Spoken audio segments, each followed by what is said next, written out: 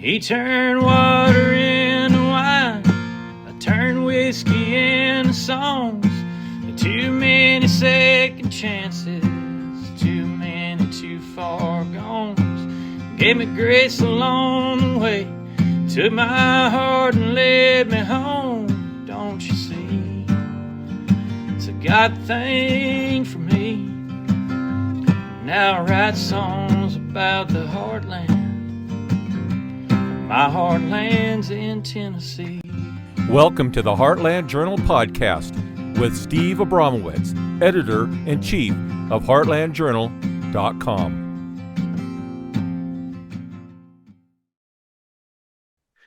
Howdy, y'all. Welcome back to the show. I'm Steve Abramowitz, and this is the Heartland Journal Podcast. If you like what you hear, please subscribe and pass it around. We only grow with your help. Thanks for doing it. On the show, we're focusing on a nation today with always an interesting person making a positive change in our community, where I interview people who are making an impact and are lovers of truth. Today, we are talking with a very special guest, Hemp Meadows. Hemp Meadows, real name Scott Arvin, known professionally as Hemp Meadows, at 73 years old, stands at the intersection of experience, faith, reinvention, success, failure, wisdom, and purpose, the very crossroads where millions of men now find themselves. His voice carries uncommon authenticity because he has spent decades walking through the exact struggles, questions, victories, disappointments, and awakenings that define the second half of a man's life. Scott is an award-winning singer-songwriter, performer, speaker, storyteller, entrepreneur, and creative visionary whose life has unfolded across music, media, business, ministry, and a personal transformation. Both beneath the public accomplishments of Hemp lies a deeper story that qualifies Scott to write the new book from Heartland Publishing, Finishing Strong. The voice of a trusted friend, mentor, artist who understands eternity is real and time matters. Let's spend some time with Scott. All right. Well, welcome into the studio. I know you had a long way to go. Traffic probably didn't slow you down since you're in the neighborhood, as we say. What age did you leave for California? It was San Francisco, right? Yeah, I was born in 1953, so I'm a baby boomer. And by the time I was 11 years old, I had the opportunity to see the Beatles on TV. I was one of 73 million people that watched the Beatles live on Ed Sullivan. And anybody that saw that show, their lives have been transformed. If you can ask any musician, that was the moment when they knew what they wanted to do. And my parents had always told me, you can be anything you want to be. And as soon as I saw the Beatles, I said, that's what I want to be. And they said, you can't be that. What was it about that telecast? Was it the fact that it was the first time live music was on television? Oh, no. Elvis had been on the show and lots of other, the Ed Sullivan Show was must-see viewing. There was only 3 channels, and everything it was a vaudeville. You could hear an opera singer, you could see the Beatles, you could see the Stones. Everybody was on that show. And we all loved it. You'd gather around the TV at 7:30 on Sunday night. But that launched so many different careers and passion for music because it was so unique, so refreshing, so different from anything else that had ever existed. And they were just wonderful. They were adorable. They played great. They had such enthusiasm and energy. And it sparked a revolution. It opened a door for all the bands to come in from there. So you were sitting on a rug in Indiana. I was in Kansas. Yeah, I grew up in Wichita, Kansas. Yeah, which was actually a very cool place to live at the time. It was, in fact, L. Ron Hubbard had lived there. Allen Ginsberg had lived there. Don Johnson is from there. Kirstie Alley is from there. Joe Walsh is from there. I'm from there. All right. Well, that was far from there. Everyone went far from there, but. Did you have some family issues or just where the music was? I had some significant family issues. So my mom was a federal judge and my dad was a state senator, and both of them were attorneys. And I wanted to be a long-haired, dope-smoking hippie folk singer, which was not part of their game plan. Yeah. And it really wasn't part of mine either. It's just where the culture pulled me and where my talent kind of took me as well, too. So was the Beatles growing up, family more like Leave It to Beaver, or like Axl Rose in Lafayette, Indiana, in trouble with the law? He had 20 arrests. Was that you who finally said, all right, I'm going to California, a place I had to be? Well, I started to have significant authority issues later in high school. Okay. Basically, because the culture was changing so radically during that time frame, and politics was part of that, as well as fashion and music. So it was a big jumble of everything was kind of dissembling and coming back together in new forms that no one had anticipated. And Carnaby Street was happening in England, and all these bands were coming in that didn't look like anything that had ever happened before. And it started just to kind of change the fabric of society, along with different things that happened politically. And the old guard was breaking down, and the revolutionaries came in, and I became enraptured kind of with the revolutionary thing, the SDS, the Weathermen, anything that was anti-authority. I ran for student body president on burn it down, then we'll talk. It was the total anarchy ticket, and I only lost by 50 votes. So I was committed. That's a good album for title. Yeah, it's a Jefferson Airplane or something. Yeah, I mentioned Axl because he also found an early outlet in music. Yeah. Church choir in high school, like you, said he blacked out most of it. Were you anything like that? No, I wasn't really like that, although my church experience did inform my vocal abilities, because I think back in the day, we had school choir. I don't know if that even exists anymore. So you didn't really have to try out. Everybody was involved. And the school I grew up in, we sang before, we had little songs that we would sing beforehand. You'd always did the Pledge of Allegiance, and you had a prayer. It was a very different environment as far as school was concerned. But I grew up in church, in Southern Baptist Church, and so we had a combination of hymns that we sang, and the choral thing, and choirs, and I was in youth choir. I was in youth orchestra, citywide. I was a drummer. We'll talk more about that later, I'm sure. Yep. But as a drummer, I had the opportunity to study with a protege of Joe Morello, who was Dave Brubeck's drummer. And so I had fantastic instruction, and I was talented. My dad was a former drummer. And my dad could have been a Broadway star, but he opted to have a family, so he didn't pursue that. But he had all the talent. My mom wrote 3 books, so I come from a very artistic family. And what was exciting about it was you had so many opportunities to grow and develop musically. And then rock and roll came along, and there was no way to learn rock and roll. You just had to rock, and you learned it along the way. No one could teach you that kind of thing. So the culture was changing, and I really felt a burning desire inside to go to San Francisco. It was like a godly leading, where that was like where the next chapter of my life was going to happen. A real calling. It was. So what was the scene like? Summer of Love 2.0 or Exactly. Mean Streets and getting down to business side of rock and roll? What was San Francisco like? San Francisco was glorious. I mean, for a kid from Kansas to go out to San Francisco was amazing, because it's a very sophisticated, very cosmopolitan, very international city.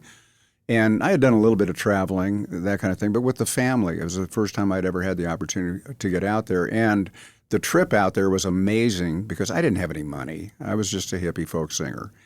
And I actually had a VW bus, which was classic. But I sold the bus, and with the money, I hitchhiked out to California. The reason I sold the bus was because I didn't have enough money for gas. I can probably make it to the edge of Kansas, and then what do I do with the van? So I just went ahead and sold it, and then hitchhiked out to California with a friend I was staying with, and he had a friend that came through, and he was hitchhiking to California, so I joined him. Yeah. I got a backpack and a foam pad underneath so we could lay out, and we would hang out underneath the stars, maybe sleep under a bridge. This is the real life on the road with Jack Kerouac. It was on the road. It was amazing, and I had my guitar with me, and that opened a number of doors. Wow. The guitar. I think of the Jack Kerouac story with his thumb tied up in a bandage because he hurt it and he's hitchhiking out at the end of that on the road. And you just pick up a ride wherever you could, and once in a while another VW bus would pull up and the doors would open and smoke would roll out, and you'd go, oh yeah, and they go, where are you going? I go, we don't know where we're going. We'll go with you, and we just head out. So what did you learn in the San Francisco days that you ended up taking with you to Los Angeles by the next phase?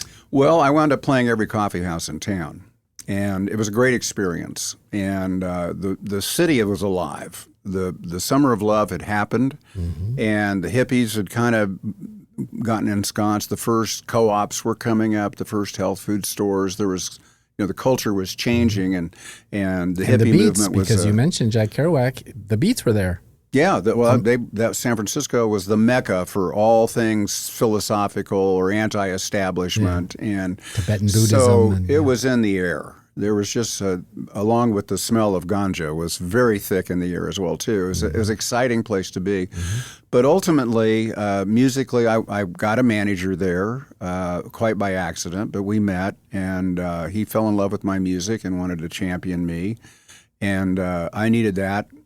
And so we made a determination we were going to go to Los Angeles in search of a record deal. Is that before or after Altamont in Oakland?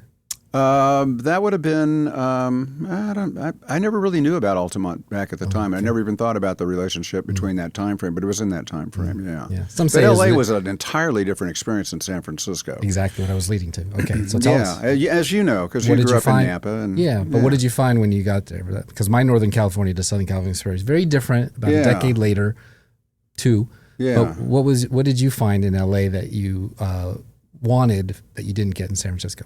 Palm trees and sunshine and the beach and just a whole nother scene completely. The Sunset Strip. The music style is very different. It was happening. It was like on Friday nights, you couldn't even drive down the Sunset Strip. It was filled with kids. Wow. Entirely different vibe, entirely different. And everybody had come from all over the world once again. But instead of going to San Francisco, those kids came to be stars. They came to be movie stars or rock stars. That's why they left home. And I didn't really have that ambition per se. I was more of a James Taylor, Crosby, Stills, and Nash type of guy as opposed to someone who really wanted to be a rock star. But I got encouraged by people that said, you ought to be on TV. Or people would say, I saw somebody on TV and you're better than that guy. Why don't you make it happen? And so I did. It's a very stylistically different Northern California to Southern California music vibe as well. It could the be lifestyles are completely different as well. Well, you too. got your Jefferson Airplane versus your Eagles, who I know you befriended. Yeah. So did you find your musical style in Southern California that maybe you didn't know you had in San Francisco? Yeah, because I got an electric guitar and I started to rock. There you go. Yeah, I worked at a music store. I actually worked where my first band came together. I worked at, I don't know if you remember where Tower Records was. Sure. Everybody knows about Tower Records back in the day. And Slash and I used to steal cassettes from there. There you go, right? And every rock star would come in to release their record there. Yeah. So we met everybody from Rod Stewart to Elton John to whoever. They would all stop in. But across the street from that was a real high-end stereo store called University Stereo where I worked. And Pink Floyd actually came in there with The Wall because they wanted to find out what it sounded like on various systems, in the mix down. What does it sound like on a car system? What does it sound like on a high-end system? And what does it sound like on a mid-range, $150, $200 system? So that was cool. So you'd always have that kind of thing happening. And you'd run into people wherever you went. But it was a different thing, and punk rock was just kind of starting to happen in England. And I wasn't really entranced with punk as much as I was pop punk, which was a little different than what traditional rock and roll was. Right. It was more like what became Green Day. It was more the sound of the 80s, like the Knack and bands like that. Right. There was a whole LA scene that happened that I happened to be part of. That was really cool. And that leads me to my second question, but I want to get there in a second. So we all know the goddess of pop. We know her as Cher. Her real name is Cheryl Sarkeesian. Kid Rock is Bob Ritchie. Eminem is Marshall Mathers III. Right. How'd you come up with Hemp for your stage name? I was high at the time. In L.A.? Yeah, literally. No, not in L.A. No. I was still operating under my same name, my real name. Okay. And in fact, that was the name of my band. I had different incarnations of a band, as everybody does. You have this band, that band, this one, based on the revolving cast of characters that are involved, And Neil Young told me one time, he said, I'm so lucky that I wound up, being who I am in music because I'm no different than anybody else. I just didn't quit. Somebody got a job, somebody got married, somebody got divorced, somebody got in the Army. Bands were always breaking up, and he just stayed with it. He said, I'm not any more talented than anybody else.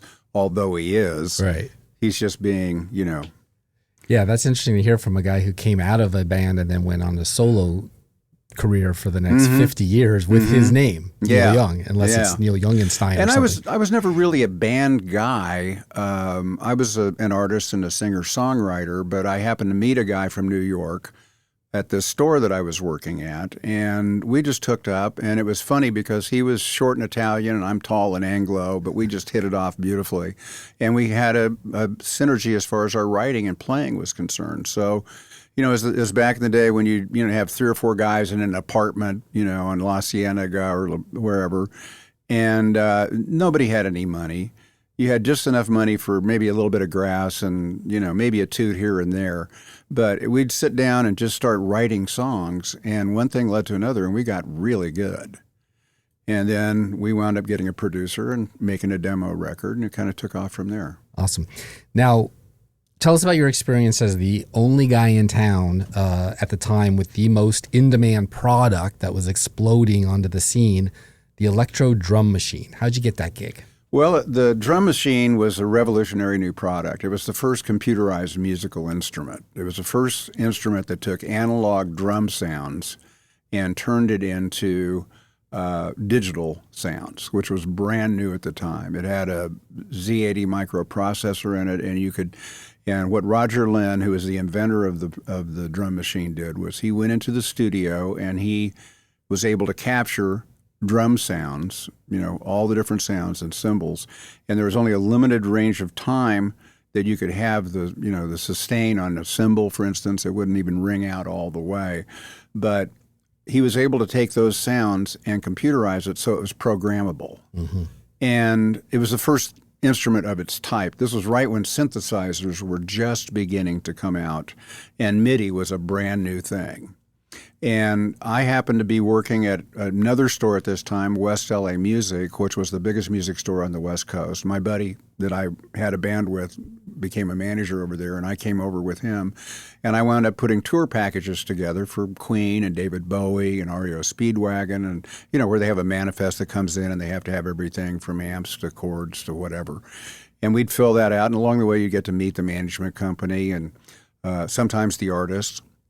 Air Supply was a big client. They were just coming out at the time, So got to work with all these bands, and I had maybe a little bit of notoriety, but somebody gave my name to Roger, and Roger called me up, and he said, hey, I need a national sales manager for this new product I've got. Can you come over? And he had a place over in Burbank. He had just come out of his garage and from his living room, and now he was in his first place in an industrial park. And I came over, and as soon as he played the instrument for me, he just kind of tapped on these little keys that were on it, and I heard what it was. The hair on the back of my neck went up. Yeah. I realized this was going to revolutionize music, because as a songwriter, the biggest problem you always had was you got to have a drummer. The rhythm section. And now we had one, and it was in a box, and you could take it with you, and you could have it there, and it wasn't like Keith Moon that was crazy, who was going to blow up things. Like, no, you could actually rely on it. It was all up to you. Yeah. You had complete control over the rhythm track now, and you didn't need a drummer per se. Right. And that's one of the things that Mick Fleetwood got freaked out about when I went into the studio with Fleetwood Mac. Was he took one look at that and went, get that thing away from put me out of business. That's yeah. what he said, yeah. exactly. But Lindsey Buckingham said, I want to use that on my solo record, and that's how I wound up working with him. Wow, I'm sure he did. Yeah. I could see a lot of names like Phil Collins or, Matt Sorum from Guns N' Roses saying, like, you don't need me. Like, Tommy Lee, like, if I wear out and pass out, you just fill in with a computer. But you were the guy. What happened was that people could use it. And I told Roger, I said, the first thing we have to do is get a hit record with this thing to get it out. It wasn't out at all, And so we were real fortunate. The first band that used it, that made a hit with it, was Human League in England with Don't You Want Me Baby, which became a big #1 hit. And it was just a guy and a girl singer and a producer in the studio. That was it. And the producer played the keyboard and the drum machine and hooked it up, and then the guy and the girl sang the song. They made a video about it. MTV was just coming out, and it just blew up. Perfect. And from there, everybody wanted to know, what is the sound on that machine? And they started, Roger knew everybody in town. He grew up with the guys from Toto, and they were all friends together. And he played in Leon Russell's band. He wrote a couple of songs for Eric Clapton. So he knew a lot of different people, and those doors were open. He knew all the people with studios, and so all the time calls would be coming in like, can you come down to Sunset Sound? Can you come down to Larrabee Studios? Can you come to Westlake? We've got some clients here that want to see the drum machine. And sometimes they were, the studio owner himself because he wanted to buy a machine and have it available. And sometimes it was an artist that wanted to use it. And I met a lot of guys that way. You did. And do you have a favorite? I think Prince, Don Henley, Devo were all tracks you played on. Yeah, what was fun was that you never knew who you were going to go see on any given day and, or any given night, because a lot of times the call would come in and they had my personal number. The way I wound up playing on 2 records with Rod Stewart was I knew Dwayne Hitchings, who was a writer and keyboards player for Rod, and he finished a record with him at Sunset, and they went, we've got a couple of options here as far as we want to put another song or two on the record. And I got a call at midnight from Dwayne saying, hey, I've got a chance to get a song placed with Rod. He had wrote, Do You Think I'm Sexy? And so he was a keyboards player, but he was also a songwriter, and he thought, I can get another record with Rod if I can demo it real quick. Can you come down with the drum machine? And I said, who's the artist? And he said, Rod Stewart. And I said, I'll be there. Yeah. So I got up, and we went down, and about 3 a.m., we're doing this track. And then the next day, I get a call back from Dwayne. He says, Rod loves it. He wants to do it. And that was a song called Young Turks, which is Young Hearts Breathe Free Tonight. Love that song. Do-do-do-do. Yeah, that was the theme of my prom, by the way. Okay. So who knew that I'd be sitting here across from, played the drum tracks on that, or at least provided the technology. The 80s that we're talking about now were obviously an explosion because of MTV. And I remember very clearly, I was a big fan, a story, Duran Duran. Andy Taylor, great guitar player, Simon Le Bon, great singer, but they didn't like to carry their equipment around. They were kind of model actor type of folks. Right, they were. And so a drum machine would obviously be huge for them because you could carry it in your pocket. I mean, it wasn't as small as a cell phone was today, but you could do that and tour the world and make your bazillions of hits and singles without the drama of a band of 4 people. So fast forward to, I think it was 2020, maybe 15, I went to see Rick Springfield. Yeah. And he was by himself on a stool with his electric guitar and an iMac, where all of the things, including trumpet and backup. All of his tracks were on there. Yeah. And he said, I could have brought a guy to do this live in my favorite song, whatever, but this is cheaper. And I get to keep the ticket money. Yeah. So you were basically at the revolution. And I do the same thing. Like with my band, Hemp and Denim, I can play acoustically with just Denim and me with acoustic guitar. We can do that and then add tracks because when we produced all of our tracks, we did what's called TV tracks, which is full instrumentation of the band except for the vocals. Even background vocals are there, but the lead vocals are not, and we lay those lead vocals in live. Sure. And then we have complete control of the sound, and it's very easy to do, and I've got it. I don't even have to put it on a thumb drive anymore. I've just got it. And it sounds fantastic. But then there's nothing like playing with a band. But once you get into a band situation, that would be for bigger gigs, obviously. Now the expense goes way, way up. Right. And especially a touring band. Yeah, exactly. So, but what I found was that we played all different kinds of incarnations, and people said, hey, and I didn't really want to play except unless we had a band. But people came to us and said, hey, we're coming to see you in Denim. Right. It's Hemp and Denim. Because we always had different guys in the band anyway, every time. Because, in Nashville, I was only using first call guys. But they're all busy. Right. And so maybe they could do this gig, but they couldn't do that one. And so we were always having to cycle in different people, and then they'd have to learn a whole new set of songs, not cover songs, but originals, which they've got a woodshed. So there's additional expense there. Then there's a little bit of rehearsal. Then you go out and play, and you've got to pay them before you pay yourself. And sometimes there wasn't any money left, Yeah, it's like back to the Axl story. He had those dark years where he was Guns N' Roses, but he didn't have Slash, he didn't have Duff, he didn't have Matt Sorum, he was just him. He had the name. Because he thought people wanted to hear him sing, but in reality, they wanted the band, and so they had to come back to that full circle. So you were this novelty, this wonderful new experience for all these amazing 80s and 90s, and today, pre-garage band tunes that, we are seeing a cycle back. So did it get to be commoditized? Did it get to be as simple as your iPhone with GarageBand, so it no longer was a monopoly, so to speak, and that's what led you to your Nashville days? Or how did you feel at your end of your LA time before your Nashville time? Well, my LA time wound up in a haze of drugs and alcohol. And I'm one of those kids that was a Midwestern kid far from home, like Bob Seger sang, who's another artist I worked with. But I ultimately succumbed to the whole party scene. Mm-hmm. I lived with my girlfriend, my wife now, 2 blocks from the Whiskey, right up the hill, and we could just roll down. And we played there several times. But the Sunset Strip was a big deal, and Viper everybody was Room, doing cocaine back in Roxy, those days. The Viper Club and everything. And so we were playing out, and we were popular, and there was always drugs around, and there was always lots of parties to go to. And, I loved the lifestyle. And it's like any person that's been into drugs will tell you it's great until it isn't. Mm-hmm. And when it isn't, it's really bad. If you survive. And I'm very, very fortunate in that I did survive. Right. And, we broke up, my wife and I. We weren't married at the time, but we broke up, and I wound up basically on the street. Just as you read about guys like Chuck Negron from Three Dog Night, where he's like trying to get a fix and he's selling his gold records, pawning them. It's a sad state of affairs. So you really had that. I had top of the mountain all the way to the bottom. Partying with the elite, working with the elite. I've worked with, consulted with, performed with, or partied with everybody that you can imagine through the 80s. Mm-hmm. Was friends with, and then when you're that's why I have such admiration for guys like Don Henley. We became friends and worked together, and, he had management and he had a band, and as bad as it might have been, he had an infrastructure of support that was able to take him through that I didn't have.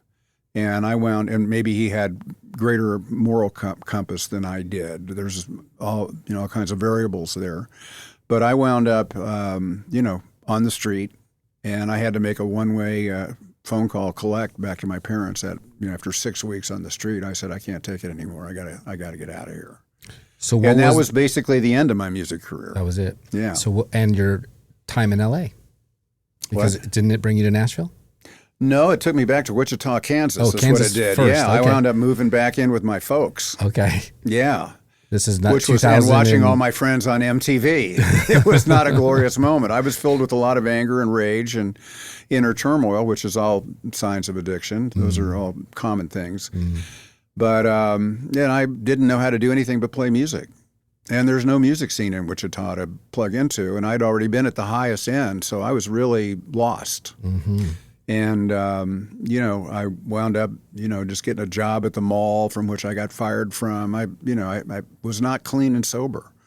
I didn't have any focus in life or any real enthusiasm for doing anything because I was just on the outs. Mm-hmm. But my dad wound up, he was a big shot, and he knew the senior vice president of Boeing and said, hey, can you wrangle a job for my son? And I wound up working for Boeing, of all companies in the world. In Wichita, not Seattle. In Wichita, which is the military version of Boeing. They got you anyway.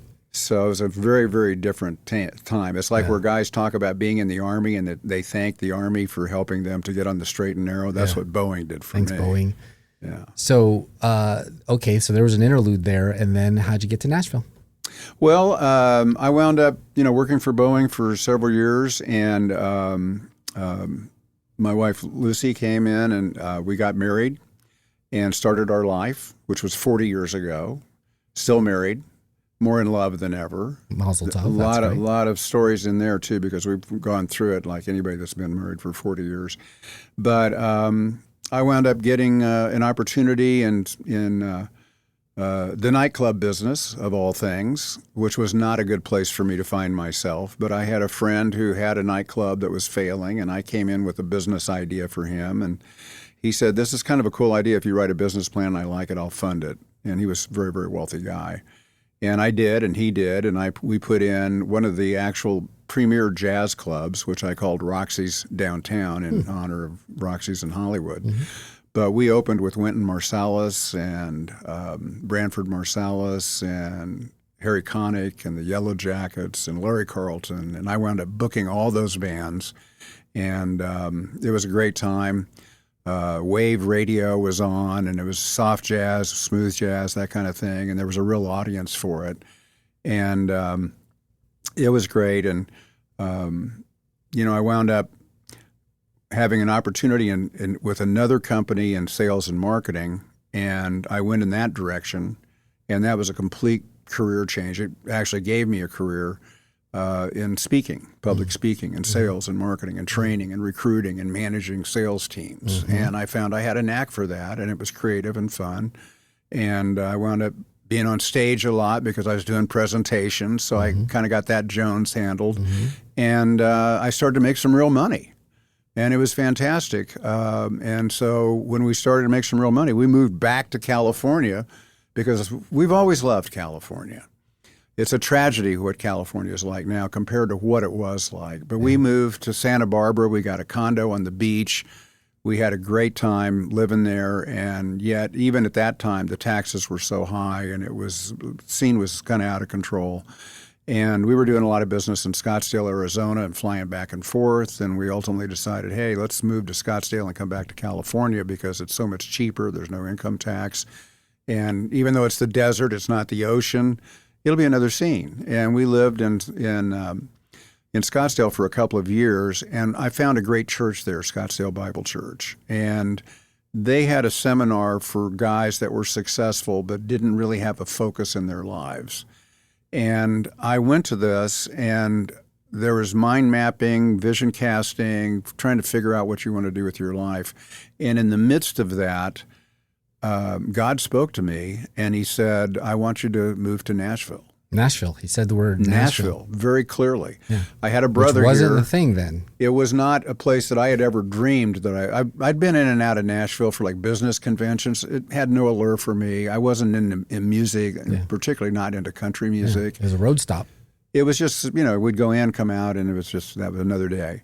But I had a brother here who had cancer. Had a lymphoma and almost died, but I was flying back and forth to be with him. And my parents were still in Wichita. They were starting to get to a point where they were going to retire, and they didn't want to retire in Wichita. Like my dad said, all my friends are dead. What am I going to do? But my brother and I had never lived in the same town together as adults. I was always on the West Coast, and he was always in Nashville because he was in the music business, very successful as well, too.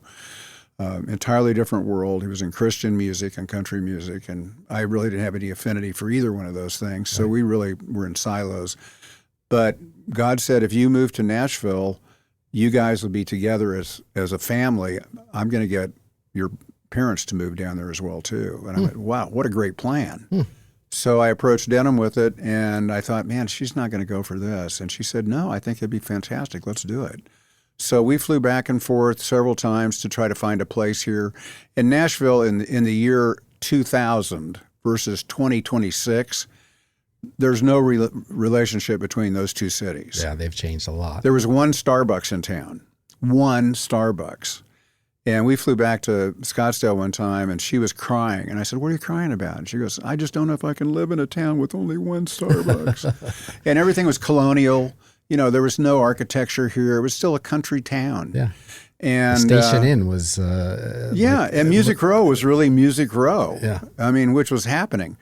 But I didn't, care for country music that much. And so I had no rapport with the city, but I moved here, and we did get my parents to move down here. And we lived in Burton Hills, and they lived 5 minutes away, and we were able to have 10 wonderful years with them before they passed. So that's how we wound up in Nashville. That had is a blessing. Nothing to do with music or anything else except just get my parents to move here. So what was the scene like here for you? You had this DNA, this history of music. Your brother's in music. You get to Nashville, but you don't do anything with music? Nothing to have anything to do with music. So it was just sort of like the difference. For 15 years we were here. I had a company here, had a business here. I was doing business all over the world, all over the country. I was flying in and out of town. I was making a lot of money. And then I really had no interest in music because I was too old at that point, you know, and I hadn't played in years, and I'd already had that experience, you know, and LA was not going to be a happening thing for me. Nashville, I didn't feel any rapport with the music scene here, and so I didn't even think about it. It had nothing, it wasn't even on my radar screen. It wasn't until 15 years later when my parents passed away and my wife's parents passed away that I was going through this malaise of like, what am I going to do? Because I, for the first time, was looking in the mirror and going, I'm not going to last forever either. Your mortality really comes up when you lose your parents. It's the first time you've been an orphan. And so I started thinking about life in a different way at that point. But I didn't have any real focus or enthusiasm. I didn't want to go back into doing what I was doing, which was business consulting. I was kind of done that and been there. Music wasn't really an option anymore, and I was kind of adrift. And it was my wife that suggested, I had this beat up old Yamaha guitar that I just kind of, you know, as part of the furniture, you know, I just brought along, you stick it in the corner just for a little artifact or something. But it wasn't a good guitar. But she said, why don't you go pick up that guitar and play some songs on it or something? And I went, what's the use? It's ridiculous. And she said, why don't you just do it for your creative fun? And I went and I looked at the guitar, and it had old strings on it, and the strings, of course, were like an inch off the fretboard, and I couldn't even remember how to change the strings. That's how off I had been. It had been 30 years. Yeah. So I was just too embarrassed to try to figure out how to do it. So I took it to Schuff's up in Franklin. We had moved down to Franklin at that time frame and moved to West Haven, which we love. We've got a place only a few blocks from here, and we've lived here for over 10 years, which is by far the longest I've ever lived anywhere. So we just, you know, we've had so many opportunities to meet wonderful people here and become part of the community. But and she had a background in singing and oh yeah, my wife, and acting. we started to sing and work together when we were in LA because she was part of the band. You know, I had a great band. My bass player left our band to join the Bangles.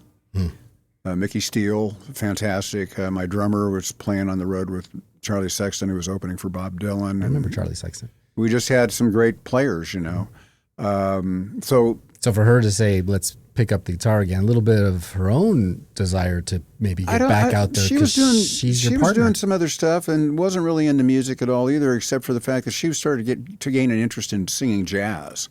And she started to do that. She went to the jazz workshop and she learned how to, you know, write out music and charts and stuff. And she started studying with Laurie Meacham and Ron Browning and different people that were out there that, you know, have since gone on to become household names in Nashville. But it was a wonderful experience for her. But once again, I wasn't interested in doing that, and she wasn't interested in doing what I wanted. She was just trying to help me out to try to get my identity back. And my identity was not as a musician, but I started to play a little bit.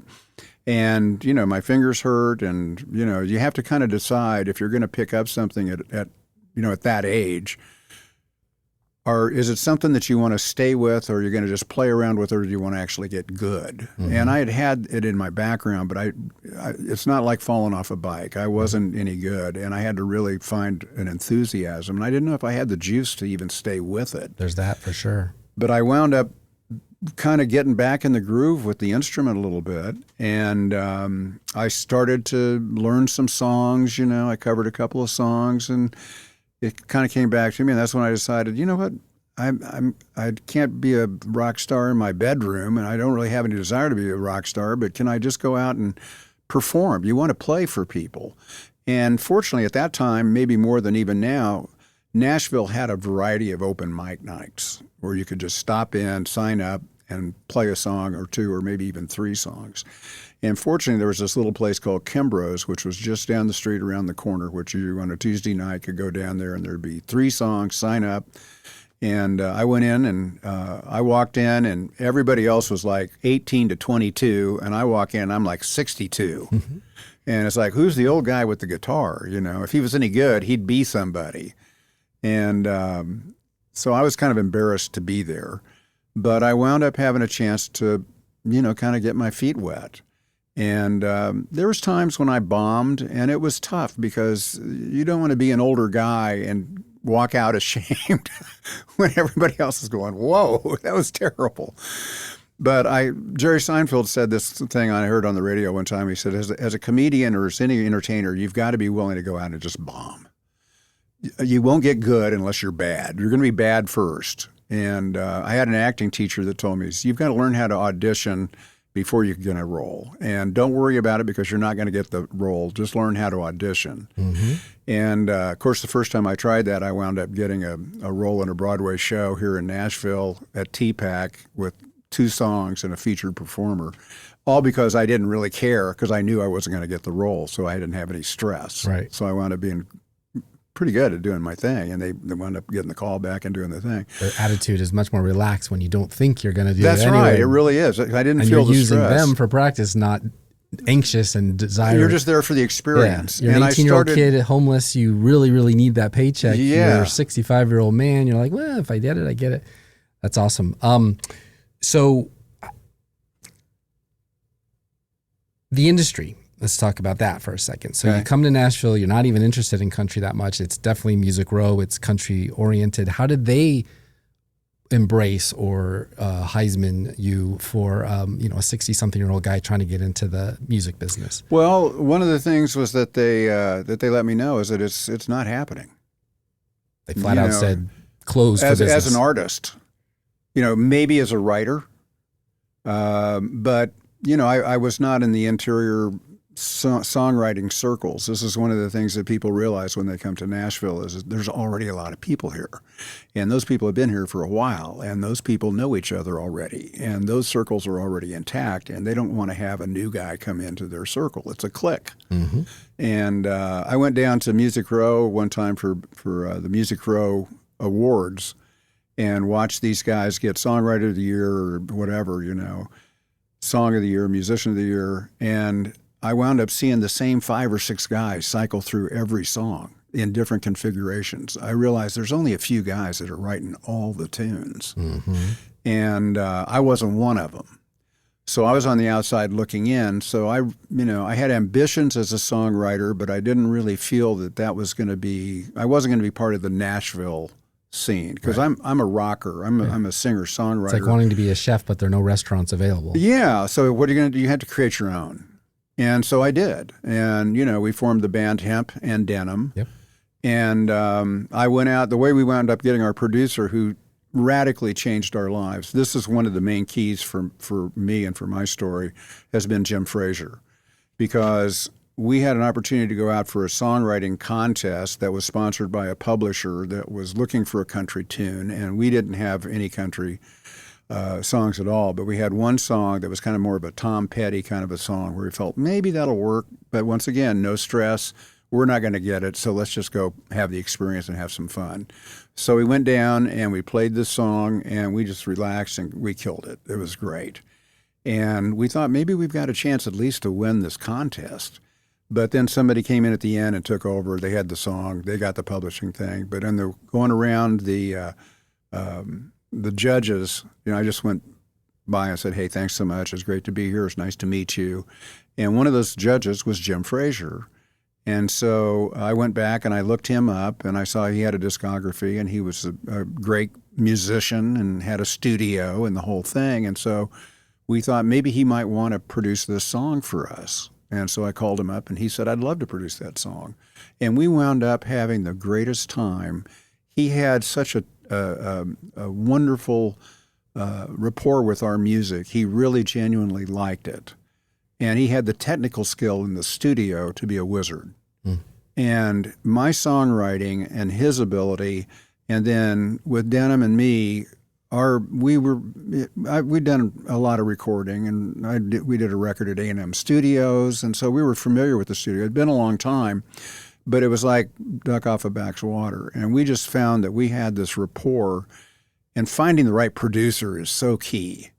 And we've done 24 tracks with him since then, all full-blown, wonderfully orchestrated, and instruments. And we've had wonderful guys. In fact, you introduced me to Alan Shacklock, who was, worked with the, George Martin and Roger Abbey Daltrey. Road Studios. And would master our songs. And so they sounded fantastic and great. But, once again, as artists, at this point, I'm 70, my wife's 72, and we look great. We sound better than we look, but there ain't really a market for that, so to speak, unless you consider the fact that there's 60 million baby boomers out there that are tired of classic rock, that are looking for something maybe that sounds like that but isn't that, but can make that DNA that they've got for rock and roll get stimulated again in a way that hasn't been for a long time. The nostalgia rock. And we found that without being nostalgia, it was more of a modern take. That's what we brought to the table. Yeah. And we found that it really resonated with that group of people. So it became more like, how do we get that word out to these people? Because everybody that heard us liked it. So when God said go to Nashville and you realized, well, of course, to be with my parents in their last days and reunite with my brother, et cetera, once they passed, did you then realize that was the reason? The story you just told us was the reason up to this point? There will be another one we'll talk about now, but did it dawn on you that that's the reason God sent me here? Not necessarily just to save my parents off, but to do this. Well, I felt once again, Steve, that there was, I don't know if I felt called to get back into music. It just felt like the right thing to do. It was like getting back in the saddle again, and going, hey, I can ride this horse. And it feels good. And we wound up getting good enough that we thought we're actually getting pretty good. And we really have a great vocal sound together. We have a signature vocal sound that's the Hemp and Denim sound. And it's unique. And it's a blend that only God could put together. It's like the Everly Brothers or Crosby, Stills, and Nash. It's just like, it's just there when it is. And so we love singing together, and I love performing with her because she's such a star. Right. And we started to do that and started to perform around town, and one thing, led to another, and we wound up getting some notoriety and getting some interest. And the denim is her blue eyes, and the sky part is just the sky. She comes sky from like the Montana. Isle of Skye. Her lineage comes from that era. And the Isle of Lewis. Of Lewis. Hemp Meadows and Denim Sky. Right. Your forthcoming book is about a mature man and his spiritual walk, maybe later in life. Did you have an epiphany to come around yourself, and was it difficult to come on you, or did it come on you all of a sudden? Well, it's both, actually. I've had a series of epiphanies, and, it's like those are fence posts and there's wire in between. And these fence posts that have come into my life, this was one of the main things that happened to me was deciding at the age of 65 to reinvent myself. Again. And I've had many incarnations, many lifetimes I've lived where it's like Bob Dylan said one time when they asked him, could you write these songs that made you famous? Could you ever write those songs again? And he went, couldn't do it. And they said, how come? Because he said, because I'm not that guy anymore. And I realized I'm not that guy, and I'm not that guy, and I'm not that guy. Who am I? That becomes a pretty important question as you get older in life, because you realize you've got a limited shelf life. There is an expiration date. And you've got to try to figure out how can I, it's not just necessarily a bucket list of things that you haven't done per se, like travel or play St. Andrews or something like that, but how to actually find more meaning in your life at this time of life when life is shorter and more compressed. And so that became a challenge, and it also became a quest. And that quest ultimately led me back to God. And it led me to begin to get up early in the morning. I got up at 2:30 this morning, as a matter of fact. Yeah. I used to get mad when I couldn't go back to sleep. I'd get up and I'd be really pissed off. And then I realized, God's calling you. Don't be angry. This is your time with Him. It's a gift, right? It's a gift. Yeah. You can make it up another time. I've been getting up at 4 o'clock, 3 o'clock for a long, long time to sit down and be with Him, and then write and write and write, journal my experience, my thoughts, and put all that together. I've done that for about 3 years now. And that ultimately has turned into this quest where I realized as I became part of, the church and more of a parachurch kind of thing where you become part of a men's group, like we're part of a men's group together, and there's many of them around town.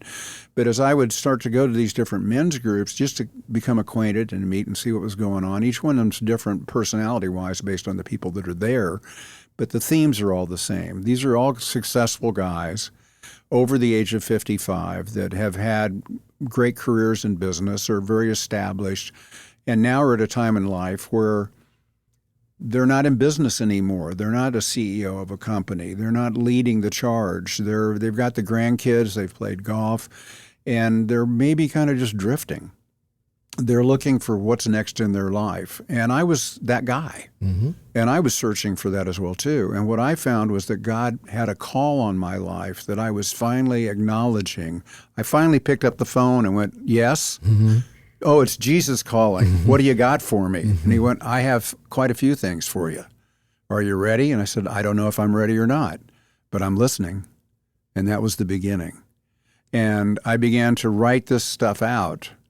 And then you actually approached me and said, why don't you put it into a book? And I had no idea how to do that. I just had stacks and stacks of handwritten pages. That was my own just, vomiting onto the page, or me thinking through these different ideas and studying the Bible and trying to, really dive deep into, these questions, because I had questions that I needed answers for, and God was saying, I'm going to answer it for you. And He did on a daily basis. So putting this book together has been the most challenging and the most rewarding thing I've ever done. There are more ways to be a front man than just, wear leathers and turn your back on the stage. Yeah, nobody wants to see a 75-year-old guy in leather. But they may listen to you as a wise man.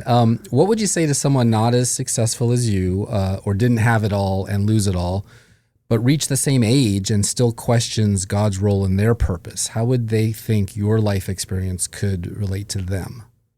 Well, I hope that I'm embodying on some level what I'm talking about. I'm now 72. I'm 73, sorry. And my wife is 75, and we're living our best life. We're having the most fun ever, the most creative time in our lives, and it's because we have a purpose beyond ourselves. God told me that what He wanted me to do was to find my mission in life. And so that became my quest is, what is my mission? Why am I here? I'm still alive, and the Bible says there are good works reserved in my name before the beginning of time. While I was before I was even a thought, and my mom and dad had even come together. Okay.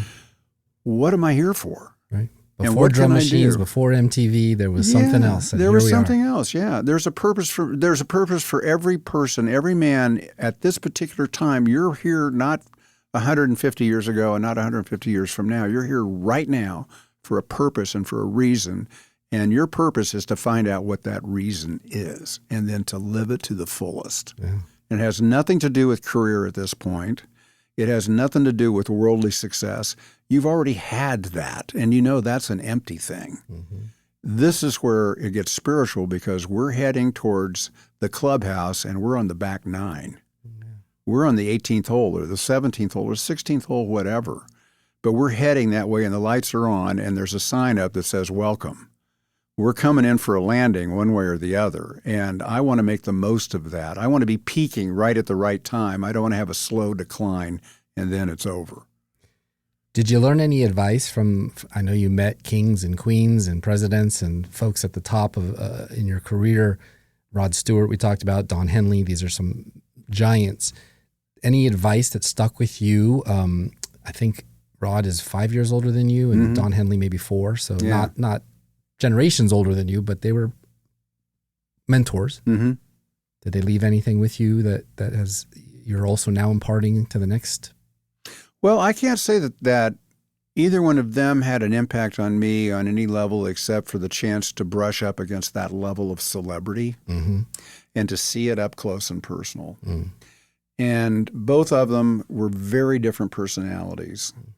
Rod's really this outgoing, self-deprecating, very funny, like the guy you see on stage. I mean, he's just a really super outgoing guy. Kicking soccer balls out. Oh, into the he's crowd. fun and frivolous. And, you know, when I first met him, I thought, this guy's probably going to be a jerk. And he wasn't at all. He understood, yeah, I'm a rock star, but I'm just like you. And he was just fun to be around. He was the kind of guy like you'd like to be friends with. Henley, on the other hand, is a very much darker person. Not negative, but just he's not that ebullient, outgoing guy. He's a much more thoughtful, contained type of personality. I pulled those two out because you kind of have these qualities yourself, I believe. You have exactly what you described about Rod, and I see what you got in Dawn. If you had a choice, like if you could go back in time to your teenage self, just arrived in San Francisco or just arrived in LA, whatever you think is more impactful for the next 40 years of your life, what would older Scott say to young Hemp about the road ahead?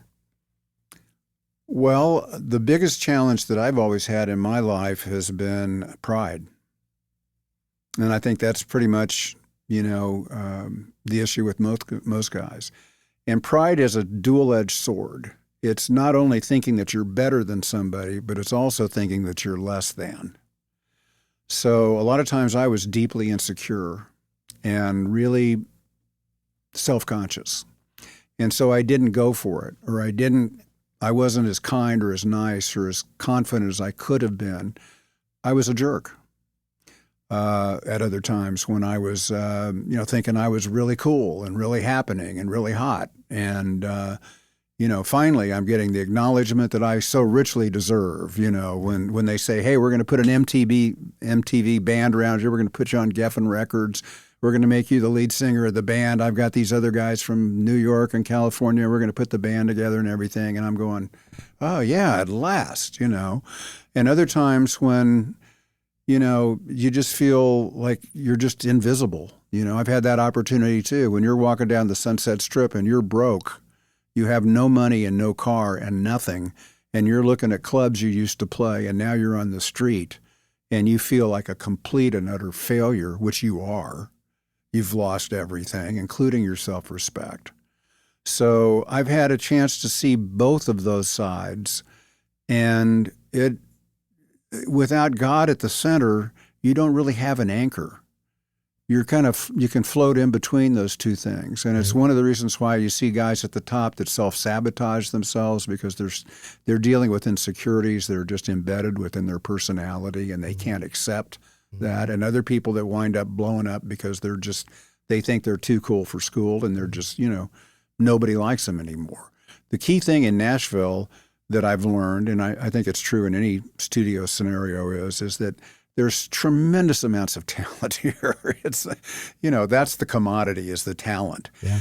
You only work with who you want to work with, and you don't work with people you don't like. That makes life easier. You like the people that are easy to get along with, what we call in Nashville an easy hang. And a lot of times these guys, once they realize that God is the front man, they can actually start doing it for joy and pleasure and worship, and a lot less about That's right. money and paychecks and entourage and bling and the front row of the, whatever. In fact, those things get in the way of your relationship with God. They're temptations, right? That's the devil.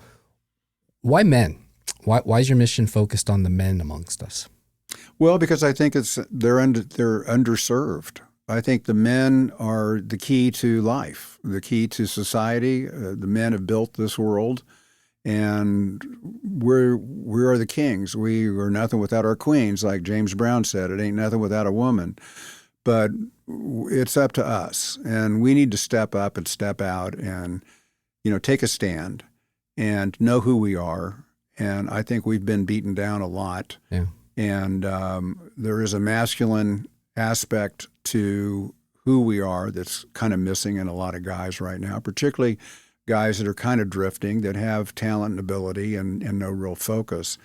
And so I felt like, women have so many things that they can do, and as far as being with each other. And at my age, every woman is already married. It's not up to me to talk with try to tell a guy how to be with his wife or try to tell a guy how to be successful in business. I don't want to do either one of those things. I want to help shape men to become the best man that God created them to be. Mm-hmm. If we all were that, our wives would be the women would be totally happy, I think. Yeah, at the spiritual and the soul level, not so much on the trophy wife level type of thing. Like if they've got that person, that's their choice. But we're going to talk about. And I think most of us eternity. guys that have been married for a long time feel like we have trophy wives. They deserve a trophy for being with us as long as for we have been endurance with. more That's than right. for beauty. So I think I've made the case pretty well in our time together. Ups and downs, overs and outs. Learn one thing type of thing from Sinatra. But Nashville Entertainer of the Year. There's a lot of those, as you said. There's a lot of people in Nashville entertaining. You must have felt like a particularly timely acknowledgement of your hard work and your life to get that. Is that about? Well, yeah. I mean, it's a tremendous acknowledgement. It's for independent artists. We're not signed to a label. We had no desire to do that. I'm a businessman. I own my own catalog. We have a production company. We do our own thing. We own everything that we do and produce. And so we're independent and proudly so. But to get acknowledged by other people, obviously, whether it's applause at a performance or whether it's a professional recognition like what those awards are. We've gotten 3 Nashville Music Awards, and it's tremendous. Mm-hmm. In the town that you said day one, they said, we're not here for you. No, and it's You proved them wrong. It's been it's never the hardest part is the business part. The joy of it is the writing and the development and the recording. To me, is more fun than the performing. But performing is part of it. It's no good if you can't go out and take it out and share it and perform it. And there's nothing like the live experience. And so, particularly with my wife, she is the star of our show. And so we just have this kind of in fact, if we were just talking about Henley and Rod Stewart, she's more of the Rod Stewart and I'm more of the Don Henley type. So when we go out, we have this great yin and yang thing going on. And we've also been married for 40 years. So we have this couple thing going on. We have a rapport that a lot of people don't have. And we enjoy each other immensely. And so, and we sound great together. The hard thing is to wind up being on stage at the same time, both happy and ready to play, Yeah. Our last show, which was just here in West Haven over Memorial Day, we had a big argument right before we were going to go on stage. And it's like I just realized, look, I've got to be the guy that's going to change or it's going to ruin everything. Right. I can't make it the better. brothers of the Black Crowes would fist fight or Oasis, right? Yeah. So husband and wife, even more difficult, Sonny and Cher type of situation. Yeah. All right. Well, last question. Thank you so much, first of all, for sharing with us. I mean, I really love this show. Singer, songwriter, husband, you just described, mentor, child of God, now author. I think you've done it all. That's a strong finish, to quote your book title, by anyone's measure. That's a strong finish, but you're not done. So, but you are a good and faithful servant. Any worlds left to conquer? What's next for you? Well, I want to see this book through. I want it to get out. I would definitely like for it to have an impact. And I would like to be able to support that message through speaking to men. And I've begun doing that. And I've never found anything more rewarding. I get to sing a song or two along the way, which is fun as well, too. But God showed me that, you can impact people through your music, but it's your life that's the biggest impact. Mm-hmm. And to have the opportunity to get in front of these other guys that are all they're all survivors. They're all worldly men in the sense that they've been there and done that. Some of these guys own planes. Some of them are billionaires. Some of them are multimillionaires. Some of them have, they've just had tremendous success in business and different ideas and things that are going on. So the opportunity to address them is both humbling, but I want to motivate and inspire them to step up in their spiritual life and really lay that out before Christ and say, what do you want me to know and what do you want me to do?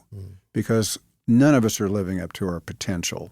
And that's really what I want to do, is I want to find out what is my potential and how can I step into that and really become the man that God created me to be. And there very much is a King David story here, where the music and as well as the leadership and the mistakes and the highs and lows and the humanity of it, because you and I are not Jesus, but we're trying our best as a human to do King David type things. So good for you. Congratulations. Thank you so much for coming on here, and hang on everybody. I will be right back. Now I write songs about the heartland. My heartland's in Tennessee. Thanks for coming back. It's that time to remind everyone to please subscribe to heartlandjournal.com. That's how we grow and keep this content free for you. That is it for this episode. Thank you, Scott Arvin, Hemp, for reminding us God created every man intentionally and uniquely for a purpose. Sometimes we take the long and winding scenic route to that purpose, but we get there eventually. The final decades of life are not meant for passive decline, but for spiritual awakening, renewal, mission, leadership, contribution, and transformation. Thanks to Hemp for reminding us. Can't wait to read your book and have you back for the launch. Look for it everywhere books are sold and online soon. This is goodbye for now. I'm your host, Steve Abramowitz, editor-in-chief of heartlandjournal.com. See you all next time. Peace in our time, and definitely glory to God. The waiting time is over. The victory is here.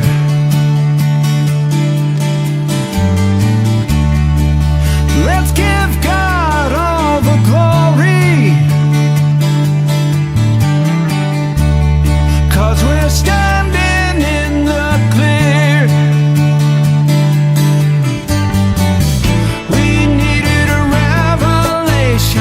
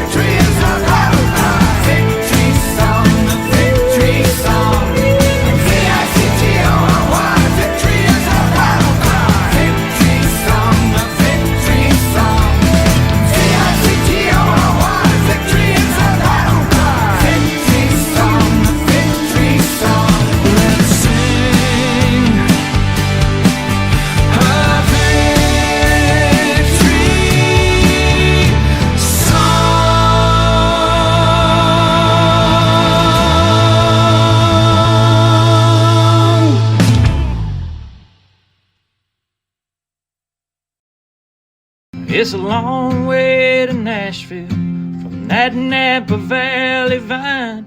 Put me on a road less traveled. Lord, now I know why. God knew I'd get there in His perfect time.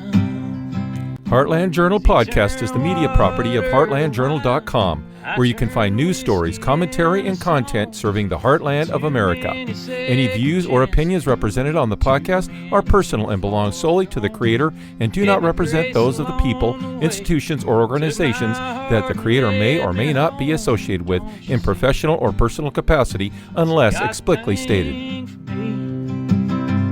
Now I write songs about the heartland. My heartland's in Tennessee.